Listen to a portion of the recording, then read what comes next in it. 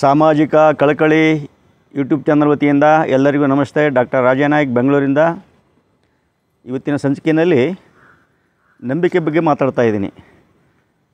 ನಿಮ್ಮ ನಂಬಿಕೆ ನನಗೆ ಮೂಢನಂಬಿಕೆ ಆಗ್ಬೋದು, ನನ್ನ ಮೂಢನಂಬಿಕೆ ನಿಮಗೆ ನಂಬಿಕೆ ಆಗ್ಬೋದು.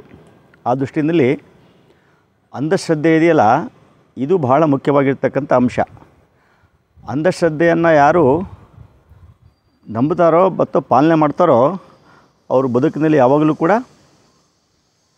ಉದ್ಧಾರ ಆಗಲ್ಲ ಅಥವಾ ಪ್ರಗತಿ ಆಗಲ್ಲ ಅಂತಕ್ಕಂಥ ವಿಚಾರ. ನಾವು ವೈಜ್ಞಾನಿಕವಾಗಿರ್ತಕ್ಕಂಥ ಮನೋಭಾವನೆಯನ್ನು ಬೆಳೆಸ್ಕೋಬೇಕಾಗ್ತದೆ. ಒಂದು 3 ಅಂಶಗಳನ್ನು ಈ ಸಂದರ್ಭದಲ್ಲಿ ಹೇಳಲಿಕ್ಕೆ ನಾನು ಇಚ್ಛೆ ಪಡ್ತಾ ಇದ್ದೀನಿ. ನಿಮ್ಮ ಯಾವುದೇ ನಂಬಿಕೆಗಳು ನಿಮಗೆ ಪ್ರಾಣಹಾನಿಯನ್ನು ಮಾಡಬಾರ್ದು. ನಂಬರ್ 2, ನಿಮ್ಮ ನಂಬಿಕೆಗಳು ನಿಮಗೆ ಆರ್ಥಿಕ ನಷ್ಟವನ್ನು ಉಂಟು ಮಾಡಬಾರ್ದು.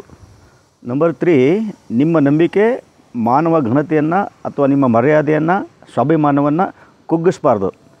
ಈ 3 ಅಂಶಗಳು ಇದ್ದರೆ ಯಾವುದೇ ನಂಬಿಕೆಯೂ ಕೂಡ ನಿಮಗೆ ಕೆಲವರ ಪಾಲಿಗೆ ಅದು ಅಪನಂಬಿಕೆ ಅಂತ ಅನಿಸ್ಬೋದು, ಕೆಲವರ ಪಾಲಿಗೆ ಅದು ಮೌಢ್ಯತೆ ಅಂತ ಅನಿಸ್ಬೋದು, ಕೆಲವರ ಪಾಲಿಗೆ ಅದು ಅಂಧಶ್ರದ್ಧೆ ಅಂತ ಅನಿಸ್ಬೋದು. ಅದು ಮುಖ್ಯ ಆಗಲ್ಲ. ಅದು ನಾನು ಹೇಳಿರ್ತಕ್ಕಂಥ ಈ 3 ಅಂಶಗಳನ್ನು ಅರ್ಥ ಮಾಡಿಕೊಂಡು ಜೀವನದಲ್ಲಿ ಅಳವಡಿಸ್ಕೊಂಡ್ಬಿಟ್ರೆ ನಾವು ಖಂಡಿತವಾಗಲೂ ಕೂಡ ಚೆನ್ನಾಗಿ ಬದುಕ್ಬೋದು ಮತ್ತು ಬೇರೆಯವರಿಗೂ ಕೂಡ ಚೆನ್ನಾಗಿ ಬದುಕಲಿಕ್ಕೆ ಅವಕಾಶವನ್ನು ಮಾಡಿಕೊಡ್ಬೋದು. ಈ ದಿಶೆಯಲ್ಲಿ ಕರ್ನಾಟಕ ಜ್ಞಾನ ವಿಜ್ಞಾನ ಸಮಿತಿ ಅಂತಕ್ಕಂಥ ಸರ್ಕಾರೇತರ ಸ್ವಾಯತ್ತ ಸಂಸ್ಥೆ ಅದ್ಭುತವಾಗಿರ್ತಕ್ಕಂಥ ಕೆಲಸವನ್ನು ಮಾಡ್ತಾಯಿದೆ. 100 ಕಾರ್ಯಕರ್ತರು ಸ್ವಇಚ್ಛೆಯಿಂದ ಕೆಲಸವನ್ನು ಮಾಡ್ತಾಯಿದ್ದಾರೆ. ನಾನು ಕೂಡ ಅದರಲ್ಲಿ ಕೆಲಸವನ್ನು ಮಾಡ್ತಾಯಿದ್ದೀನಿ. ದಯಮಾಡಿ ಎಲ್ಲ ಜಿಲ್ಲೆಗಳಲ್ಲೂ ಕೂಡ ಕರ್ನಾಟಕ ಜ್ಞಾನ ವಿಜ್ಞಾನ ಸಮಿತಿಯ ಶಾಖೆಗಳಿದೆ. ತಾವೆಲ್ಲರೂ ಕೂಡ ಅದನ್ನು ಸಂಪರ್ಕ ಮಾಡಿ ಅದರ ಉಪಯೋಗ ಪಡ್ಕೊಂಡ್ಬಿಟ್ರೆ ನಾವೆಲ್ಲರೂ ಕೂಡ ವೈಜ್ಞಾನಿಕವಾಗಿ ಜ್ಞಾನವಂತರಾಗಿ ಚೆನ್ನಾಗಿ ಬದುಕಬಹುದು.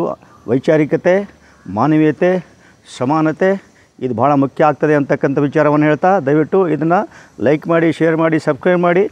ಮುಂದಿನ ವಾರ ಹೊಸ ಸಂಚಿಕೆಯೊಂದಿಗೆ ಬರ್ತಾಯಿದ್ದೀನಿ. ಎಲ್ಲರಿಗೂ ಒಳ್ಳೆಯದಾಗಲಿ.